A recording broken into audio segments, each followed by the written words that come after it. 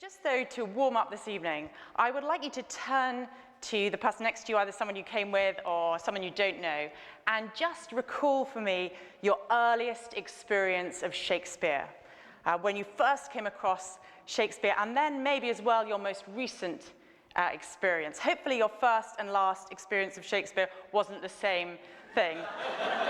So if just for a few moments, just recall how you came across Shakespeare and how you felt about what you read or saw. Yes, so hopefully that brought back some happy memories. My first memory of Shakespeare is Shakespeare in performance. I used to love performing Shakespeare in my room as a girl when I was 8 or 9. I was in my first professional Shakespeare production when I was 12 as Moth in Midsummer Night's Dream, and I never looked back. My most recent experience would be, apart from preparing for this evening, going to the plays that are on as part of the Cambridge Shakespeare Festival. I don't know if people have been to those plays. I've seen Coriolanus, As You Like It, and Macbeth, and they were all fantastic. And they're carrying on to the end of the month, if anyone hasn't seen any of those plays.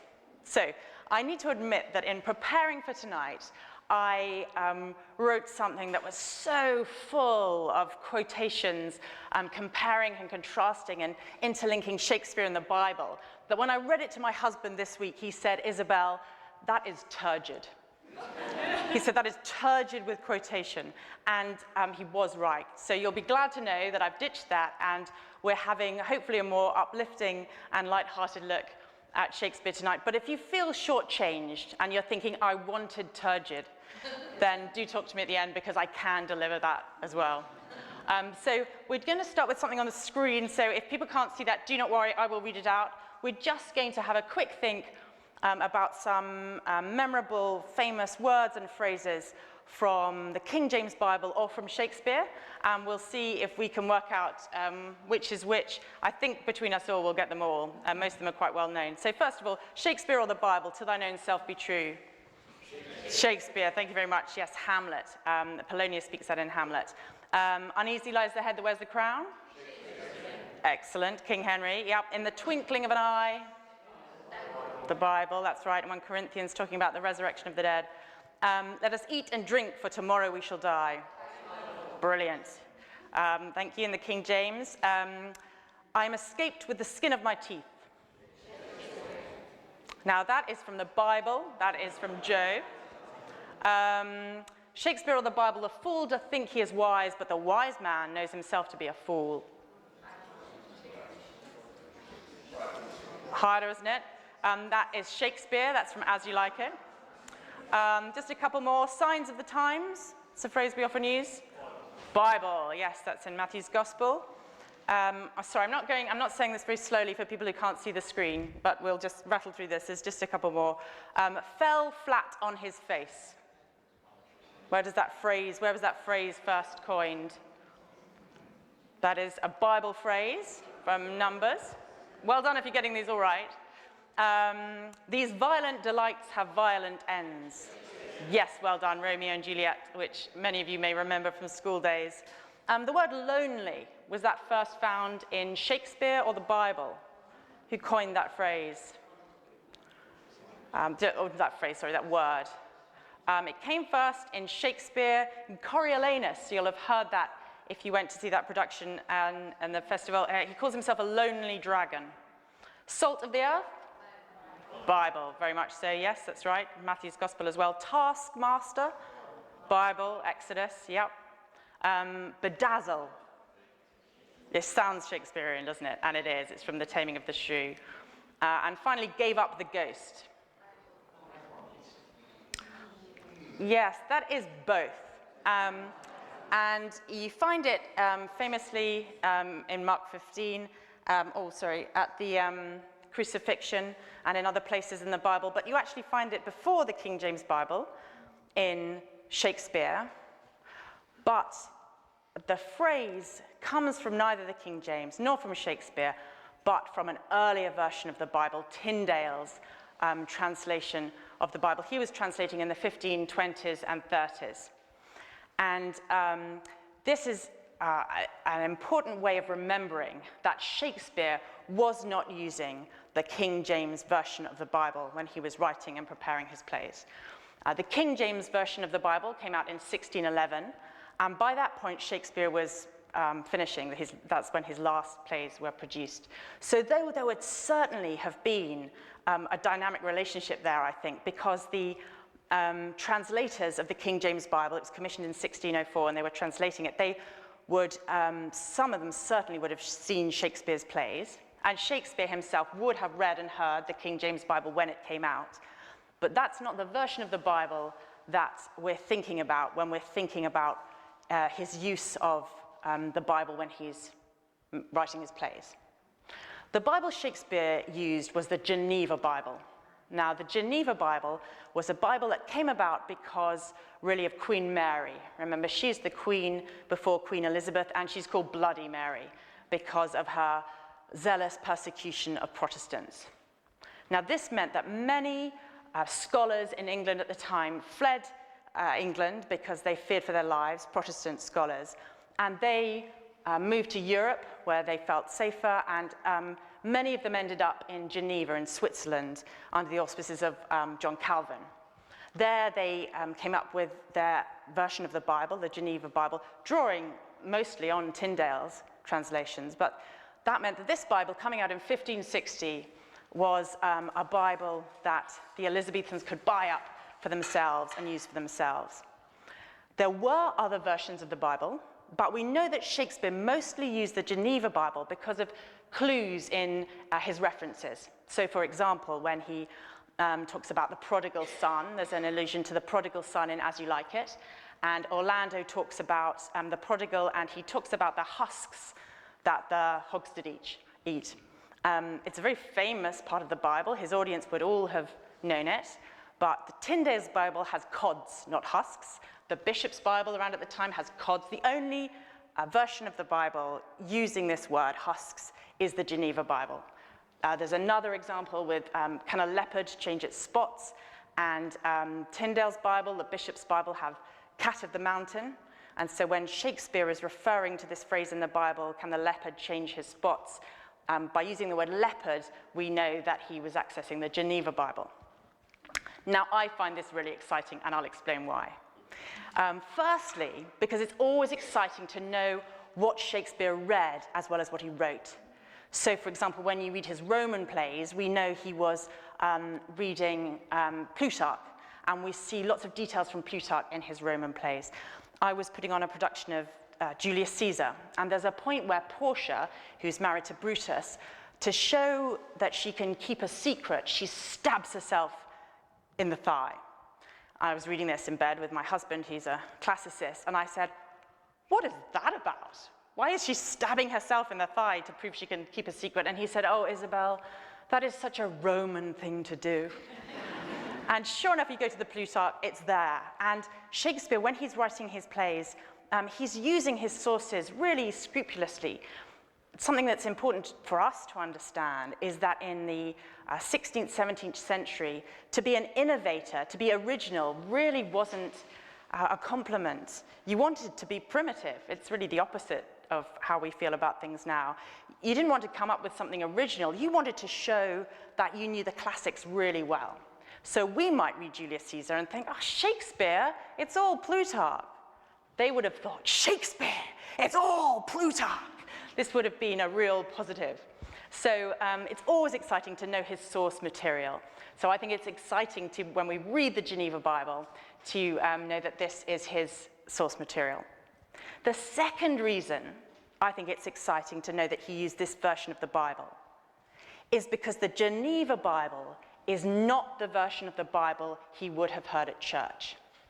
So every Elizabethan went to church every Sunday because of an act of Elizabeth that fined you if you didn't go to church. Everybody had to go to an Anglican church every weekend, or you were fined about 3 days' wages.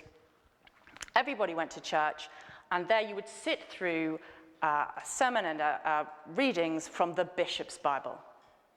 Now, the Bishop's Bible was produced by Elizabeth and her bishops in 1568, I think, in order to stop people reading the Geneva Bible.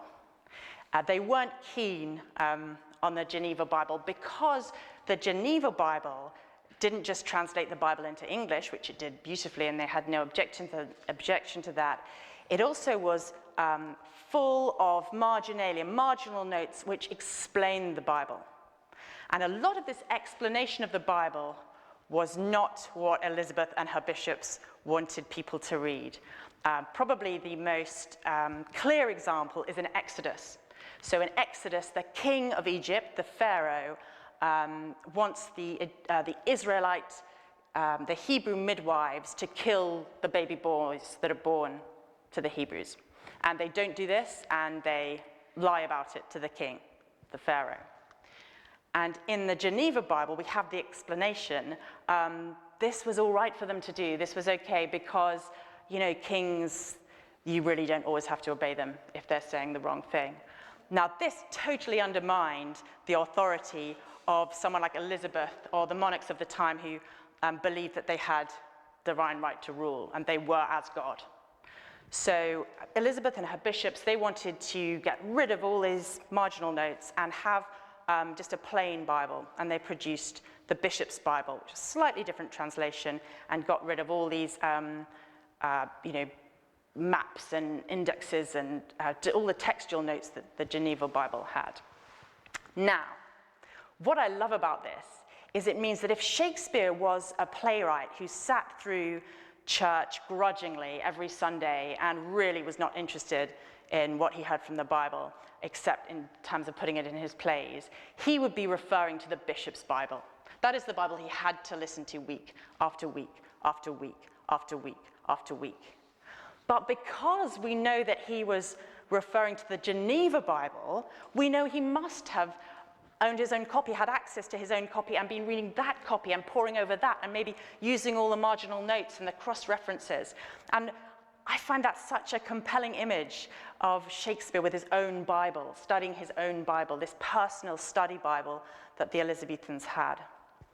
And the third reason I find it exciting to know that Shakespeare used the Geneva Bible is because of all these notes that surrounded the text of the Geneva Bible, we know the framework by which Shakespeare understood what he was reading. So the Geneva Bible, under John Calvin, the Calvinists there in Geneva, is explaining how all the Bible fits into one framework, which is essentially of a good creator God who creates man and woman who turn from him. And so sin, death, enters the world. It's all about the fall of man and then about the redemption of mankind as God himself comes into the world to save sinners. And the Geneva Bible helped people to understand what they were reading and put it in that context. So I've just got a picture here of, if you can see that, hopefully. If you can't see it, it's some text introducing, this is from the Geneva Bible, the Gospel of Jesus Christ according to Matthew. And you have an introduction at the beginning, and then round the edge you can see these notes. Don't worry if you can't see that, it's just a page that you can't read. But I'll read you a little bit from that introduction so you can see what I mean. It says, this is the Geneva Bible explaining about the different Gospels. It says, nevertheless, in matter and argument, they all tend to one end, which is to publish to the world the favor of God toward mankind through Christ Jesus, whom the Father hath given as a pledge of his mercy and love. And for this cause they entitled their story Gospel, which signifieth good tidings. For there is no joy nor consolation, no peace nor quietness, no felicity nor salvation, but in Jesus Christ, who is the very substance of this gospel, and in whom all the promises are yea and amen. So by knowing that Shakespeare was reading the Geneva Bible, we know that he had this framework of understanding the Bible, which was that it was all in the context of man's sin and God's salvation. And this dual aspect, these two tenets of the theology of the time of sin and salvation, of guilt and forgiveness, of damnation and of redemption, these are themes that Shakespeare's plays are full of. And so we're going to look at two plays tonight, one very dark one that's to do with all those dark aspects of Elizabethan understanding of the Bible, and then one very bright and hopeful one. And so we're going to start by looking at Macbeth. Now Macbeth, it's possible, some of you haven't read it recently or watched it recently, so I'll just give you a quick plot summary. As I said, I watched it recently at, I think it was King's College Fellows Garden, where they've put on a production, and it's brilliant. It's very bloody. There's a lot of blood, and that's absolutely as it should be. The Elizabethans loved blood. They loved filling bladders with blood and bursting them and getting blood everywhere. So it's a very authentically bloody play. But the plot is essentially that Macbeth, we meet Macbeth at the beginning. He's a valiant warrior. He's been fighting for the king, loyal subject, and he comes across three witches, the Weird Sisters, who explain to him, they prophesy really, that he's going to be Thane of Cawdor and then King of Scotland. Now, pretty much immediately, he meets a messenger who tells him he has been made Thane of Cawdor, and so naturally, his mind is thinking towards how he will become King of Scotland. And communicating this to his wife, who is deliciously evil, she immediately thinks of all the ways that this can work out for them. And when King Duncan comes to stay with them, he is bloodily murdered by Macbeth. Then Macbeth just gets deeper and deeper, more and more mired in blood, until the end when he is beheaded. And again, at the production you can see here, they bring on his severed head. He's killed by Macduff at the end of the play.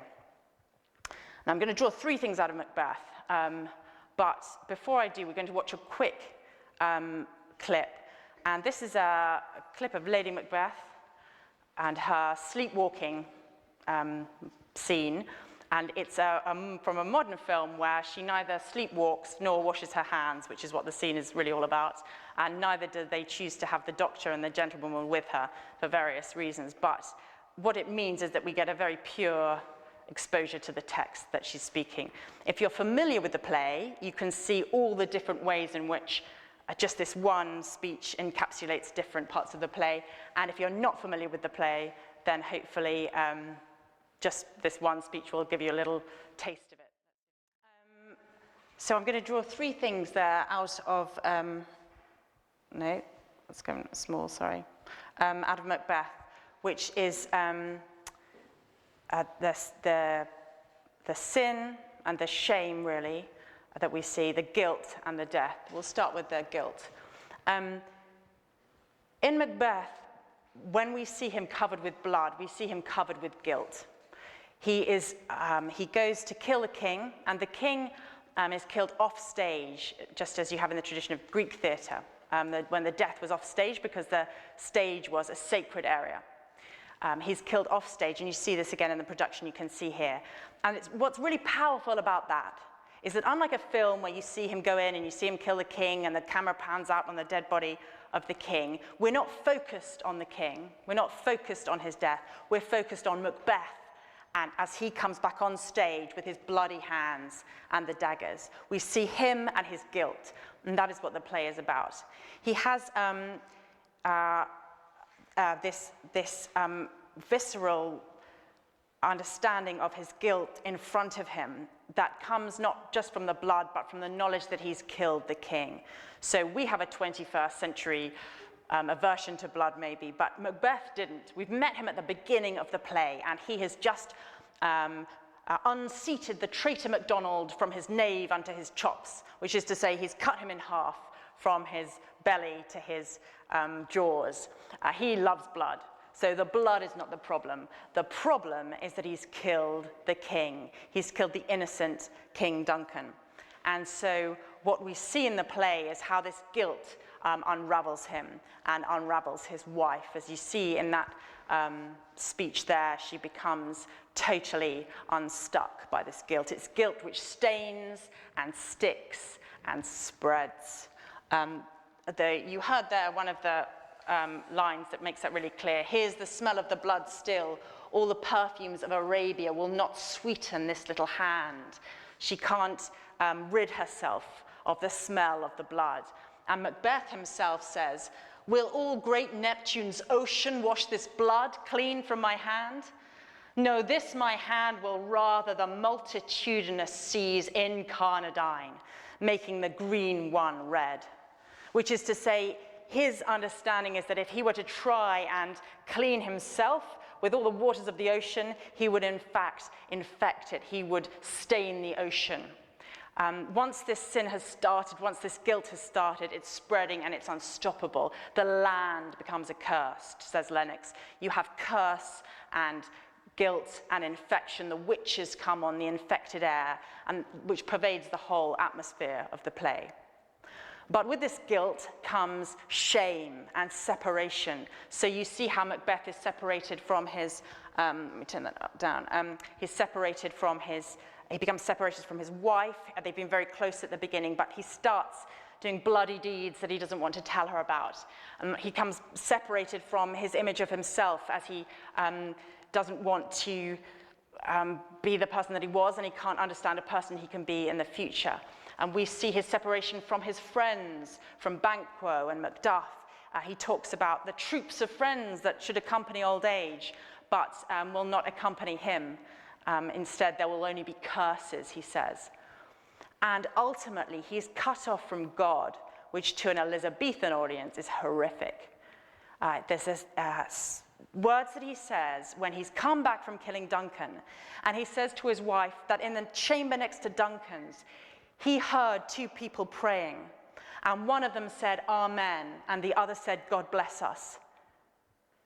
But he, Macbeth, couldn't say Amen.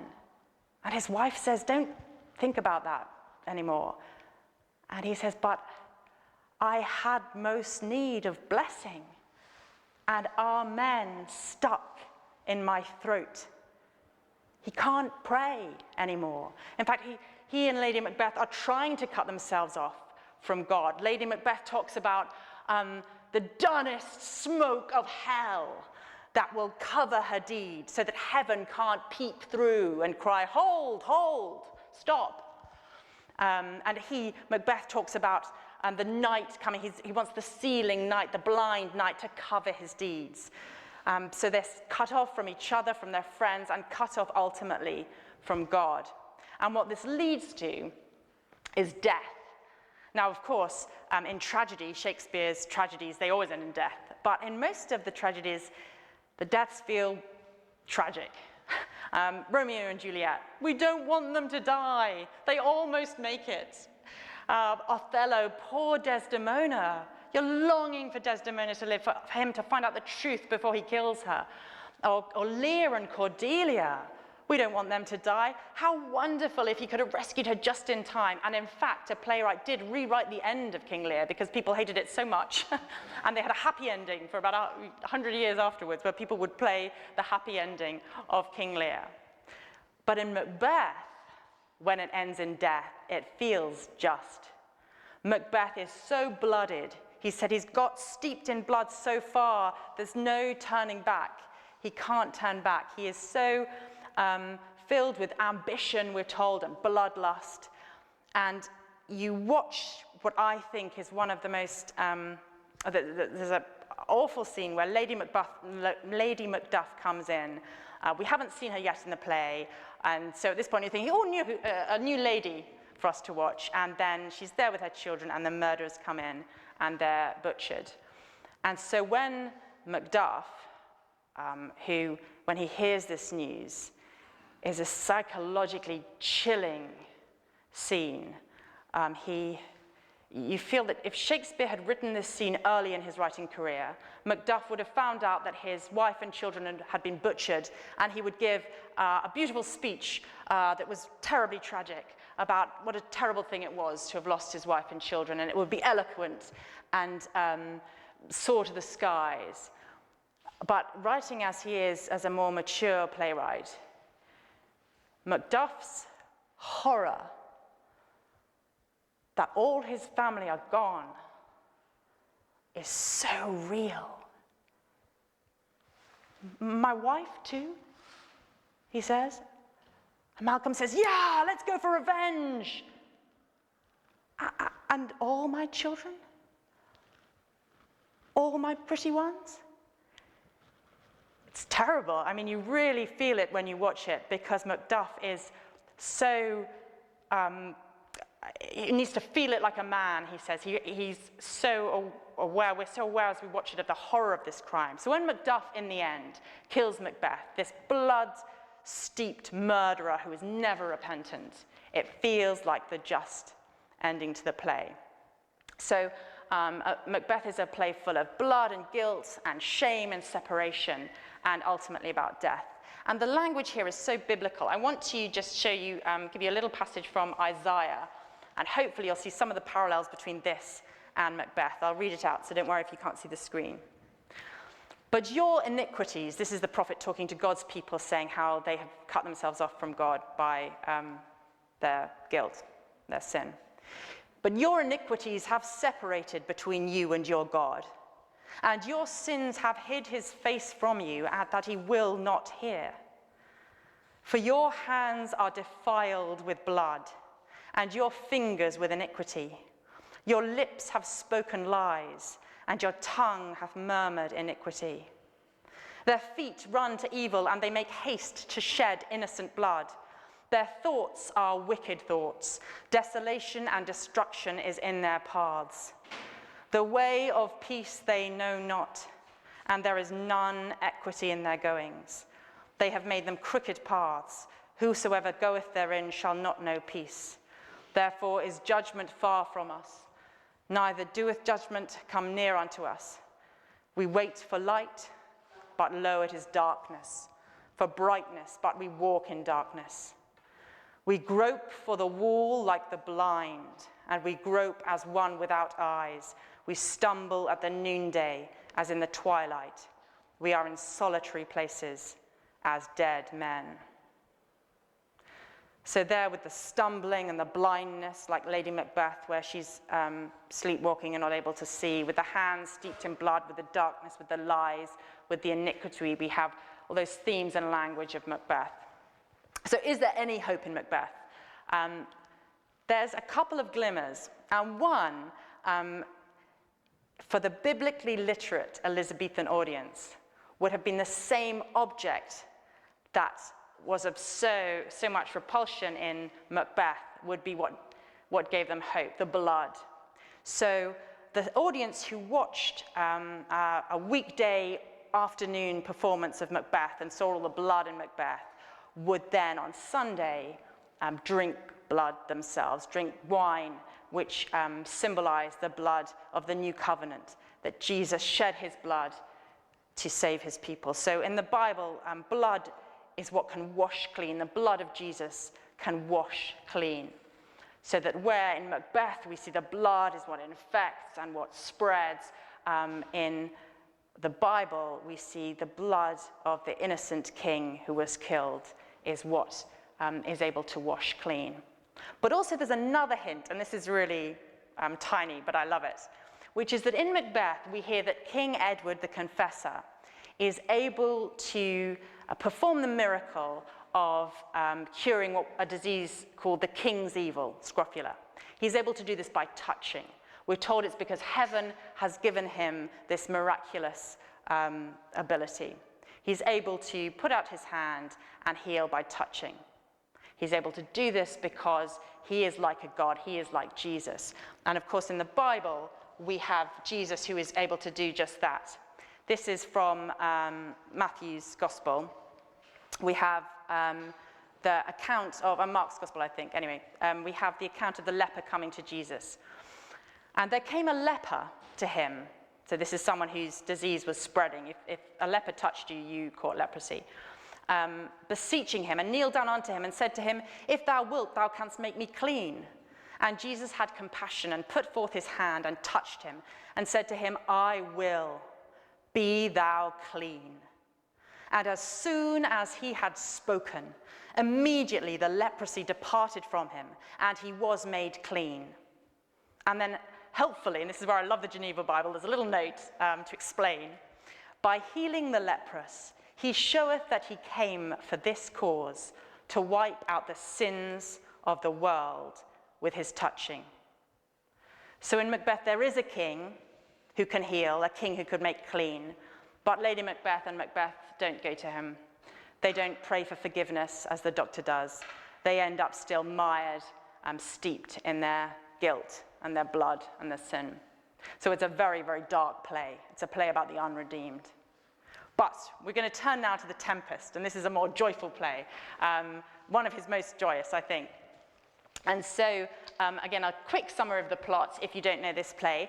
This play is about Prospero, who was Duke of Milan, but he was usurped by his brother. So his brother took the throne from him, working in cahoots with the King of Naples, and his Antonio, his brother, and Alonso, the King of Naples, managed to get Prospero into an unrigged boat, we're told, with his little daughter Miranda, and set them off to sea, where they think that they hope that they will drown. They expect that they will die. This all happens before the action of the play. But happily for Prospero, he and his daughter wash up on a magical island where he grows in power, and when she's just reached a marriageable age, as so often happens in these comedies, his enemies are sailing across the ocean. They're sailing back from Tunis, and they sail close to the island where Prospero can conjure a sea storm. And in the sea storm, they're shipwrecked, and the play is all about what happens when these enemies of Prospero are confronted with him again. And wonderfully, it's a play all about forgiveness. I'm going to show you a little clip now, and don't worry if you can't see it. This is the final clip that I'm going to show you tonight. This is a clip from The Tempest. It's from a production by the Lord Chamberlain's Men, who are happy for me to show this if I reference the fact they are actually playing at Anglesey Abbey tomorrow, if anyone wants to go and see them. So in Twelfth Night, I think it is. But this is, you're going to see here, right at the end of the play, when Prospero reveals himself to Alonso and Antonio, who are the people who usurped him, and you see their different reactions. And you also see how he treats them. These men who in the play are called Prospero's enemies. Now, all my enemies are within my power, he claims near the end of the play. He then forgives. And you have to think of other Shakespearean protagonists, Iago or Cassius, and what they would have done if all their enemies had been within their power. It would have been a bloodbath. I mean, just think of Macbeth and what he would have done. But here, Prospero, the wronged duke, the rightful ruler, who's been usurped, he's been betrayed, he's been rejected, he's been left to die, he forgives them. And it turns the play from a tragedy to a comedy. Suddenly, these people have a hope and a future. It's a play about forgiveness. It's a play about restoration and reconciliation. So Prospero is restored to his dukedom. Alonso and Prospero have their relationship restored. Miranda is restored to her rightful place. In fact, she's now going to be Queen of Naples, not just the daughter of the Duke of Milan, as she sets to marry Ferdinand, the prince. Ariel has his freedom restored to him, which he's been waiting for through the whole play. So there's this joyful restoration of all the characters, almost all the characters. Finally, it's a play about hope. It's wonderfully a play about hope, because these men deserved punishment, they deserved death, but they are offered forgiveness. And there you see Alonso. Oh, he down on his knees, he begs pardon of the Duke and is so glad to have this forgiveness. Antonio, it's very interesting if you play the role of Antonio, because he doesn't really speak. So you can either, as in this production, walk off affronted, or perhaps you can be amazed by the forgiveness and change your character, but we don't really know how Antonio responds. But you see here this hope. And it's, we see it very clearly at the end of the play. The play is full of biblical language. Forgive me my sins, they cry. Have mercy on us. But at the end of the play, Prospero says, and now my ending is despair, unless I be relieved by prayer, which pierces so that it assaults heaven itself, mercy itself, which frees all faults. Do you remember that black cloud that Lady Macbeth wanted? Prospero is telling us that prayer pierces through, pierces heaven, it pierces, and so that mercy can be offered. So the play finishes with all this wonderful biblical language about mercy and hope and forgiveness. But I think it starts with gospel hope. And this is where the Geneva Bible really helps us, okay? Because the play opens with this storm, the wind, the waves, and then we cut to Prospero, and we hear that he's like a god of power. He can control the wind and the waves.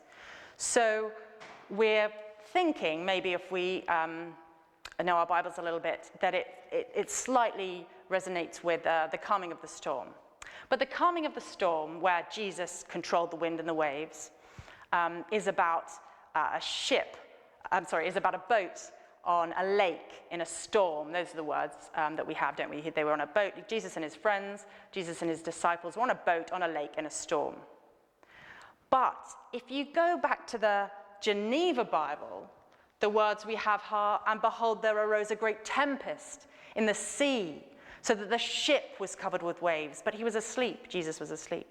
Then his disciples came and awoke him, saying, Master, save us, we perish. So in fact, the Geneva Bible, which Shakespeare was reading, would have had those same key words as the Tempest has when it opens with a ship on the sea in a tempest.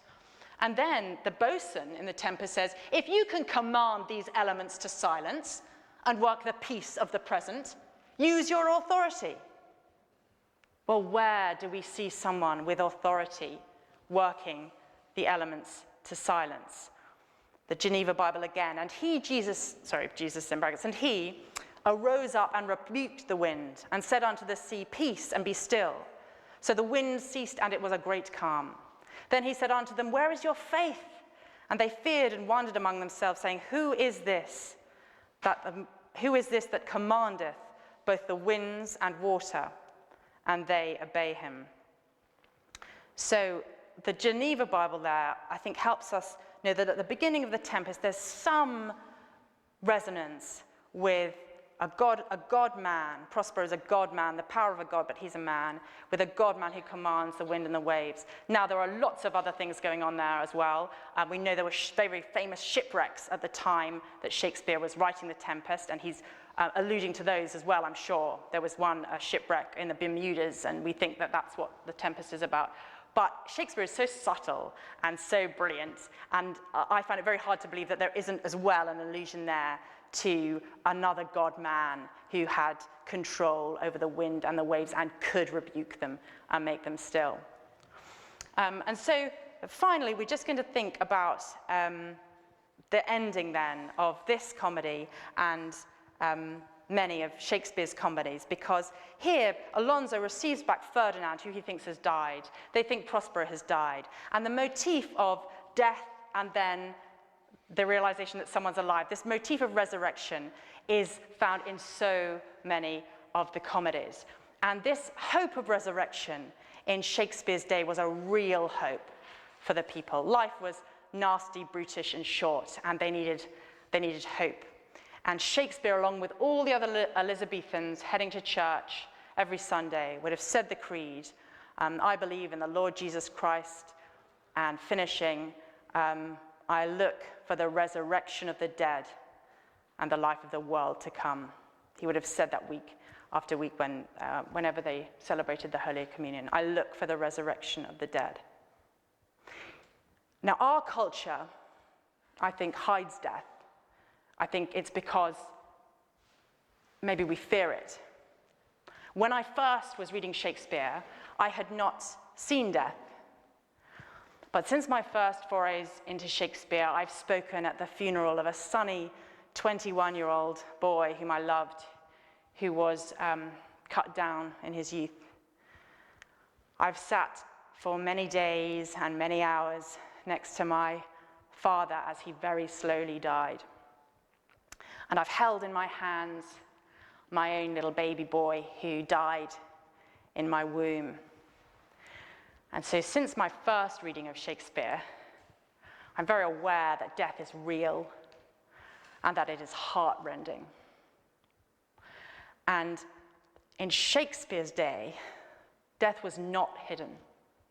He's writing in a time of plague. A lot of the theatres were closed year after year when the plague came. And so we're talking about a culture where dead bodies are piled up in the streets as the plague sweeps through families and cities and countries. In Shakespeare's family, 2 sisters, he lost 2 sisters before he was born. His parents lost 2 girls, another girl when they were 8 years old. Of Shakespeare's own children, only 2 survived. The 2 girls survived, but Hamlet died when he was 11. And so in this culture, a real hope of resurrection was the most joyous thing you could hold on to. And I think that's why we have in the comedies this resurrection hope. This, you thought it was all over? It really isn't. Which we see in Measure for Measure, when Claudio, who was sentenced to death, is suddenly revealed to Isabella. She thought he's dead, and the Duke says, no, take your brother back, he's alive. We have it in Much Ado About Nothing with Hero. Claudio thinks she's dead, but she's not. Here she comes. Pericles. Oh, Pericles is so beautiful. Just go home and read the ending of Pericles. Pericles receives back both his wife and his daughter. And the text of Pericles seems to insinuate that his wife did actually die, but only for a few hours, and so they could revive her. And Pericles, the poetry he speaks when he receives them back, the joy that crashes over him, that sits to overwhelm his beautiful poetry. The comedy of errors, you've Aegeon and Emilia, who presume that each other has perished in the water, or they haven't seen each other for years. But most notably, I think, we see in a play where Shakespeare departs from a source. So if he's followed a source very closely and then he makes a change, we see then something that he really cares about, or something that he really wants to put in himself. And in The Winter's Tale, his source material is Pandosto by Robert Greene. And in The Winter's Tale, Hermione, the wife, is wrongly accused by Leontes, her husband, and she goes off, and we're told she dies in childbirth. And in Pandosto, that's it. She's died in childbirth.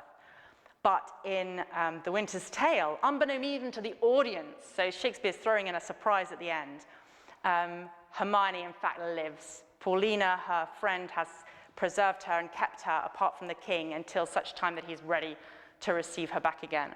And so hopefully I have a picture here, which is a picture from the play where Paulina brings Leontes in and says, look at this statue. Doesn't she look like Hermione? There's some lovely lines where she says, if Hermione had aged a few years, because it's been 16 years since he's seen her. And so he says, yeah, she does look like Hermione. She looks so like Hermione, I want to touch her. Oh, don't touch her, says Paulina. And then we have these lines. It is required you do awake your faith, says Paulina. Music, awake her, strike. Then we have music. 'Tis time, descend, be stone no more, approach. Strike all that look upon with marvel. Come, I'll fill your grave up. Stir, nay, come away. Bequeath to death your numbness, for from him dear life redeems you. You perceive, she stirs. Start not. Her actions shall be as holy as you hear my spell is lawful. Do not shun her until you see her die again, for then you kill her double. Nay, present your hand. When she was young, you wooed her. Now in age is she become the suitor? And there we see Paulina, she's using language of resurrection. I'll fill your grave up. You don't need the grave anymore. Hermione is alive again. And so for Shakespeare, in that era of needing this hope in the face of so much death and sadness, I think that he is taking the resurrection hope that the Bible gives and putting it into his place as something that would resonate with his audiences. Yes, this is what we hope for. I look for the resurrection. I look for the life to come. That's what I'm waiting for. I'm so glad to see this picture of resurrection in these plays. And so I'm going to finish just by seeing what a few lines from the Geneva Bible that he would have known about resurrection. You see, the Bible says that death, it's like looking at a seed which looks withered and lifeless, and we put it in the ground. And then, of course, what happens but a beautiful new physical form emerges. The Bible says death is like that. You put a body in the ground that looks so hopeless and over and lifeless. But Christ rose from the dead himself to show that that resurrection hope is for all of us, and that those who come to Christ can have that bursting forth of new life themselves when he returns. So let's just listen to these verses. Now, if it be preached that Christ is risen from the dead, how say some among you that there is no resurrection of the dead? For one star differeth from another star in glory. So also is the resurrection of the dead. The body is sown in corruption and is raised in incorruption. It is sown in dishonor and is raised in glory. It is sown in weakness and is raised in power. It is sown a natural body. It is raised a spiritual body. In a moment, in the twinkling of an eye at the last trumpet, for the trumpet shall blow, and the dead shall be raised up incorruptible, and we shall be changed. So when this corruptible hath put on incorruption, and this mortal hath put on immortality, then shall be brought to pass the saying that is written, death is swallowed up into victory. O death, where is thy sting? O grave, where is thy victory? And it's that hope, I think, that Shakespeare draws on when he gives us these bright and beautiful comedies, so full of hope at the end, having also given us these tragedies which show us the terror and the horror of life without hope, not accessing that forgiveness. I find it thrilling and uplifting to think about these things, and I hope you have too. That's enough from me, but I think we've got some questions.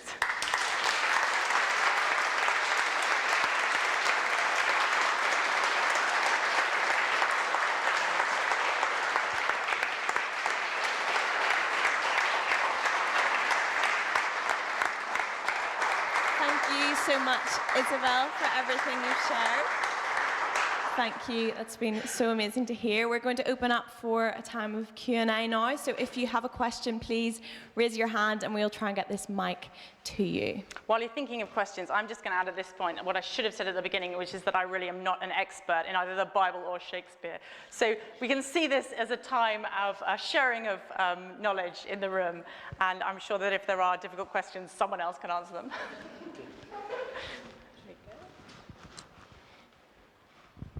Thank you for the talk. It was really wonderful. I've been wondering whether you've thought about how the Christian themes in Shakespeare interact with the very pagan mechanics of the worlds that he's writing about, and then also whether that contrasts or is similar or correlated with the writings of other people, like for example John Milton, who have more explicit piety. Maybe sometimes they even fall over themselves trying to establish the theological accuracy of their statements. How does that interact with the paganism that's present in his work as well? Yes, so I think you have plays that are set in very pagan times, like King Lear, and even there, I think there are certainly Christian themes coming through. So if King Lear is set in a pre-Christian England, but you have Edmund, who is the wicked villain, and his father is telling him, oh, look at all the stars and all the signs that are telling us that terrible things are going to happen, and we need to read the signs and the portents. And then he leaves the stage, and Edmund says, it's really us. It's not the stars that make our destinies, it's man himself. So this sense that ultimately the decisions that humans make are not written in this pagan world and this pagan mindset.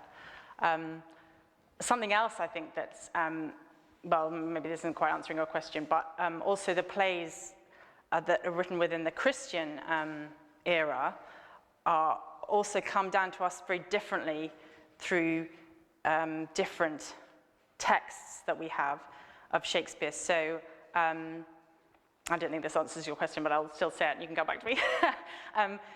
So for example, if you look at a play like Richard II, And you read it in the 1597 quarto version, which is a version that comes pretty straight, we think, from Shakespeare's manuscript. God is almost another character in the play. So they talk, in God's name, here I stand, and there's a wonderful line where the Duchess of Gloucester says, who shall be my champion? Who will defend me?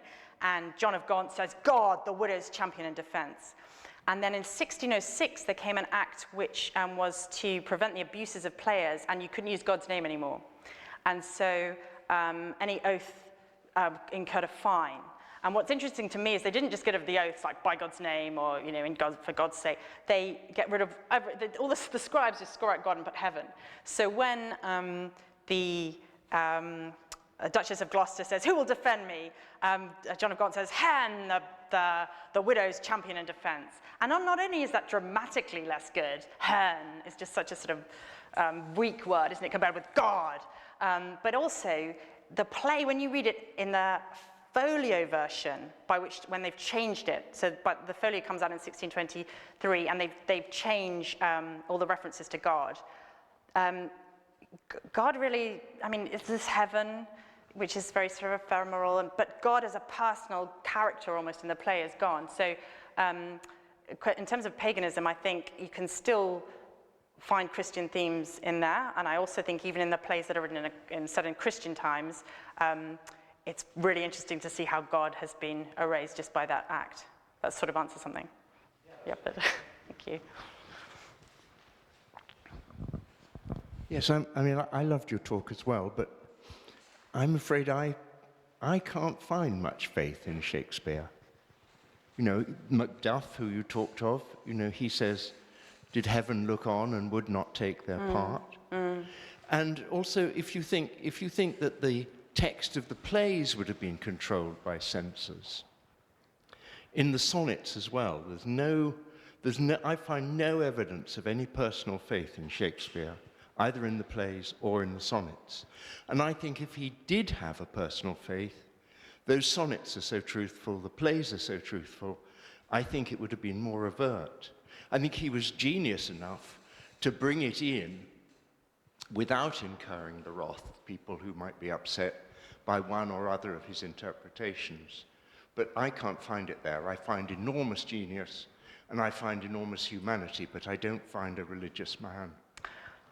I'm really glad you've said that, because I've spoken mostly without notes, and I was hoping at the beginning there wouldn't be something I didn't say, and there's something that I categorically didn't say, which I was making no claim that he believed this himself. So I think it's his worldview. I think he's immersed in it. I think you clearly see these claims coming through.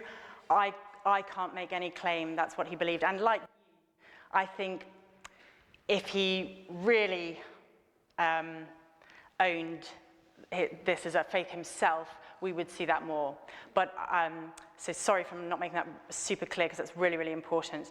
But what I do think, I really do believe, is that we see the themes and the imagery. You can't deny all the imagery that's there coming through really strongly. And I think if you think that Elizabethan England was so immersed in biblical, not just going to church every Sunday, but their tapestries, their songs, their the stone carvings around them were biblical.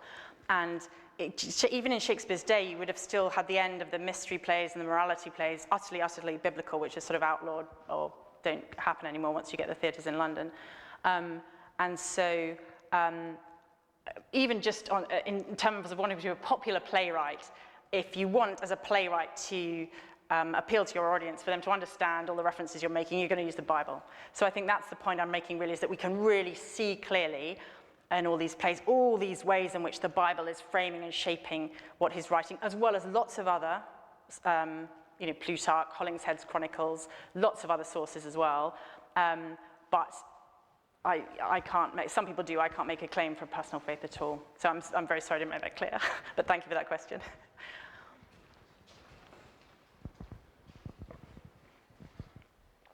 Thank you for a fantastic talk. I just have a question about the Geneva Bible. Do you think it was a conscious choice on part of Shakespeare to use that version of the Bible rather than the other?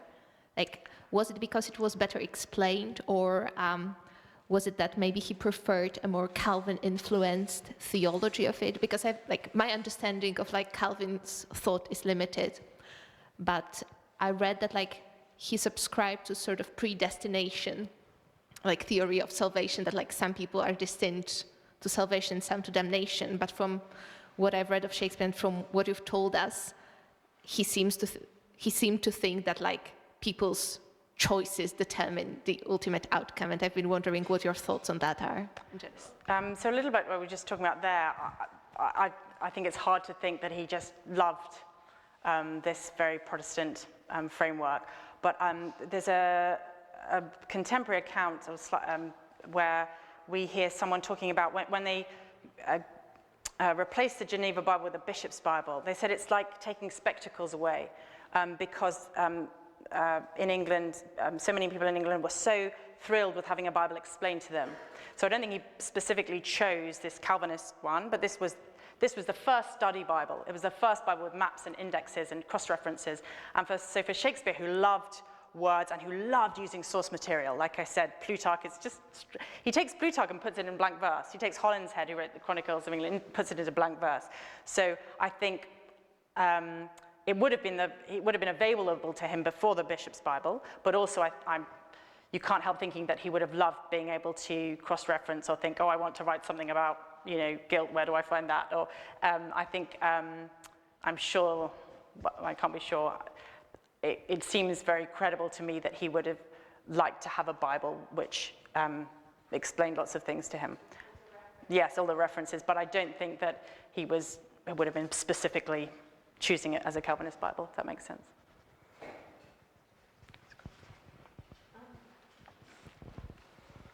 I don't know how to put this, but I do think that there is a religion, a religious element in Hamlet. So, for example, the ghost that starts the whole thing off, if you listen to what he says, I'm walking at the moment because some sins that I committed during life are being sort of burned off.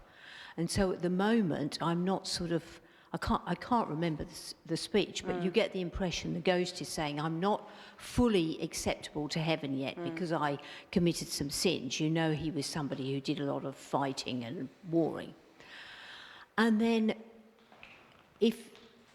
to me, it seemed as if the Queen and the evil uncle who've murdered the king, if you listen to what the Queen says, it's the very shortest part, they say, in any of Shakespeare. He sort of is saying, but mother, how can you and are you really going to marry this man? And she says, oh, Hamlet, and something like the leaf falls and it dies. And she's obviously got some kind of naturalistic concept, there's no spirit life, humans are just sort of animals. When one is dead, you go on to the next, and it seems you get that. So Hamlet then descends to this sort of thing where he's looking at dead bodies and graves and skulls and saying, but this is all an act. Is this really all we are? Right? Is this really all we are? Do we have an afterlife? And yet that he does believe that we do have an afterlife, because the whole point of doing all this is because he has met his father, and his father has said, a virtuous seeming woman, and, I was murdered, and, don't believe a word they say, and try and... So he wouldn't be, he would just think, oh, I've had a nightmare or something. And then in the end it says, good night, sweet prince, may angels hymn thee to thy rest. So it's kind of a struggle between religious people who do believe in an afterlife and good and evil, and people who are just sort of, believe in think human beings are like a plant, really, a sort of naturalistic thing. Well, I don't know if anyone else thinks that. Yes, and I think the point where you've got his uncle on his knees and he prays, and then he says, my thoughts, my prayers fly up, my thoughts remain below. That always makes me think of that same image that we had in Macbeth of someone who's really cut themselves off from the heavenly realm. And so there's something rotten, isn't there? There's something rotten because it's cut off from yes, the uplift, the access to heaven. So I think you do see that there. Interestingly, of course, that idea of an afterlife there and a sort of purgatory isn't a Calvinistic point of view. So you've got there Shakespeare using different, some different frameworks. Yeah.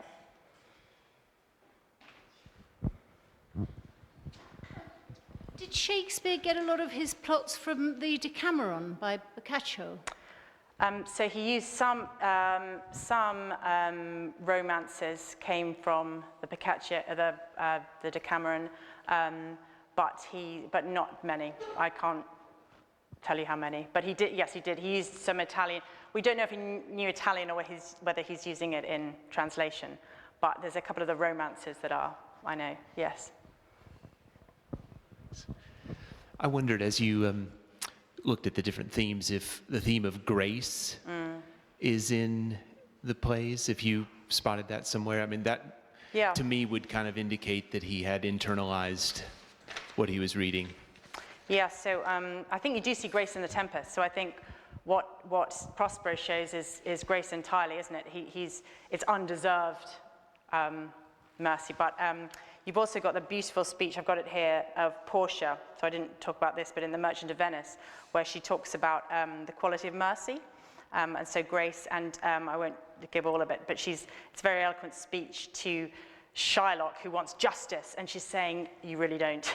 We really don't just want justice. Justice without mercy won't do it. And then she says, but mercy is above this sceptred sway. It is enthroned in the hearts of kings. It is an attribute to God himself. And earthly power doth then show God's likeness, show likest God's, when mercy seasons justice.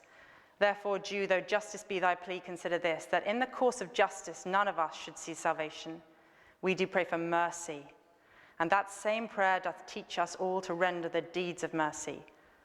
I have spoke thus much to mitigate the justice of thy plea, which if thou follow the strict court of Venice, must needs give sentence against the merchant there. So that's a beautiful understanding of grace, of mercy, of the fact that all of us cry out for justice when we see injustice, but actually, if we were to have justice from God and not mercy, then we'd all be in trouble. So yes, I think so. Thank you.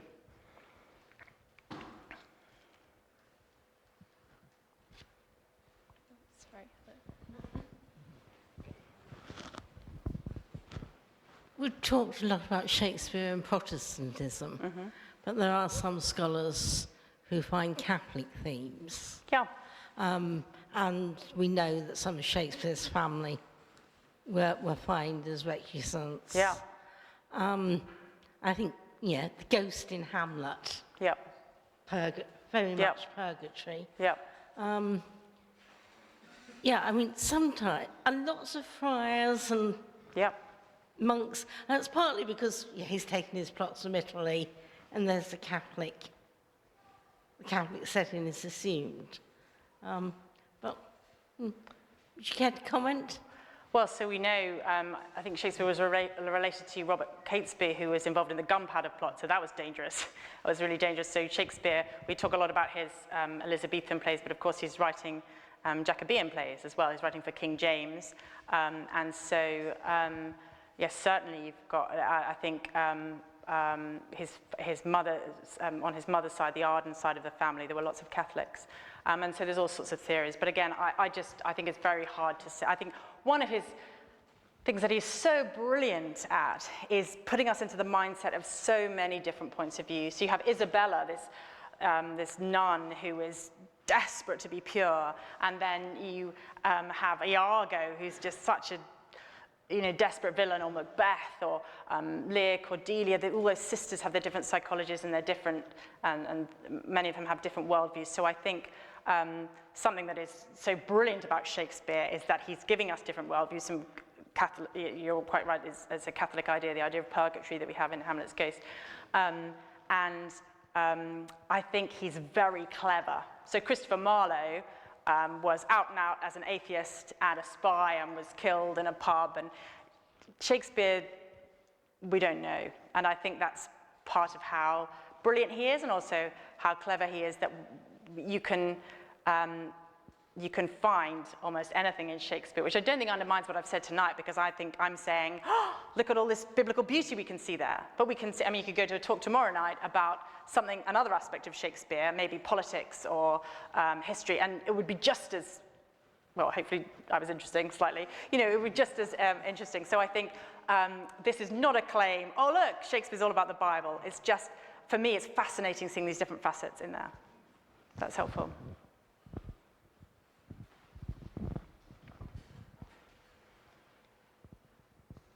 We have time for a few more questions if we have any. Or we can have cheese and wine. I mean, let's not force this.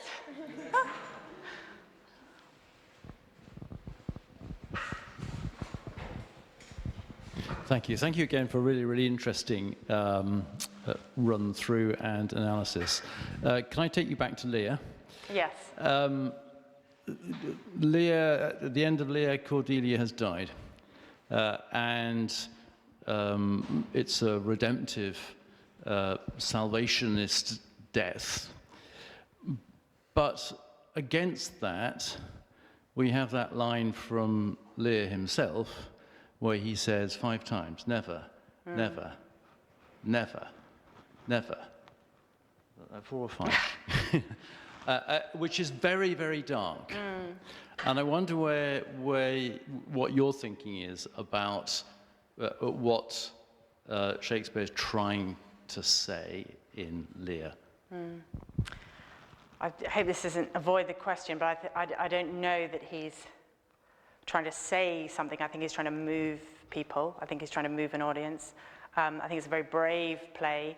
This was a play that was put on in front of King James, and King James, you know, you're showing a king without a crown and madness and humbled, and how King Lear needs to really find humanity. He needs to be so deeply humbled. And of course, King James was not a humble king. He didn't want anything to do with humanity or other lower people at all. So I think he writes it because it moves us. And I think, you know, that ending that I talked about earlier, where it was just too black for some people, and they felt, no, we need Cordelia to live. I think even in the sources, I think she might live. Suddenly, I think it was a shock that she dies. And, you know, you want her to live and marry the King of France and go off and be happy forever. And so, yes, I don't think he's telling us something. I think he's moving us so that we feel just the horror of that tragedy. Yeah, I don't know. Thanks. Could you just tell me that both the Geneva and the Bishop's Bible, were they translations of just the New Testament or the Old Testament and the New Testament? There were translations of both, and both of them were mostly using Tyndale. So even by the time you get to the King James Bible in 1611, I think 70–80% of that is coming from Tyndale's translations, and he is the first person to translate from the original languages. So there's been some English Bibles before that are translated from the Latin, but Tyndale goes back to the Hebrew and the Greek, and he translates the whole of the New Testament, a lot of the Old Testament, and so the Geneva Bible is Old and New, and the Apocrypha actually, and what did you ask? The Bishop's Bible is the whole Bible as well, yeah. So he would have had the Old Testament and the New Testament. And how much was the Old Testament used, sort of in regular church going? Yeah, I mean, a lot. So, yes, they'd have their set readings for morning and evening prayer, and I think, I think the book I see most regularly in Shakespeare, and this isn't a statistical thing, this is just an observation, is Genesis. He loved to use the story of Cain and Abel.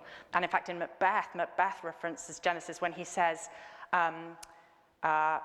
it will have blood, they say, blood will have blood, which is, you can hear those monosyllables. Something I haven't talked about is the language that Tyndale wants to make his Bible really accessible. So even though we love the King James because we think it's so poetic, actually the King James Version is using a lot of Tyndale, and Tyndale did not want to be poetic. I think he uses the word poet in a derogatory manner when he writes of Thomas More. He wants to be accessible. So we have these wonderful monosyllables. In him was life, and that life was the light of men. You know, boom, boom, boom, boom, boom. And you have that there in that Macbeth line, blood will have blood. And that's referring to a point in Genesis where we're told that if, anyone who sheds man's blood, by man will their blood be shed. And so the story of Cain and Abel is a story of two brothers, and one murders the other. And I think the thing that Shakespeare loves is the Bible tells us that the blood of the murdered brother cries up to heaven. I.e., even if nobody else saw or knew about this, heaven is involved, something's going to happen, and there will be retribution. And so that's imagery of blood crying up to heaven, of a brother killing a brother. He talks about Genesis a lot in his plays.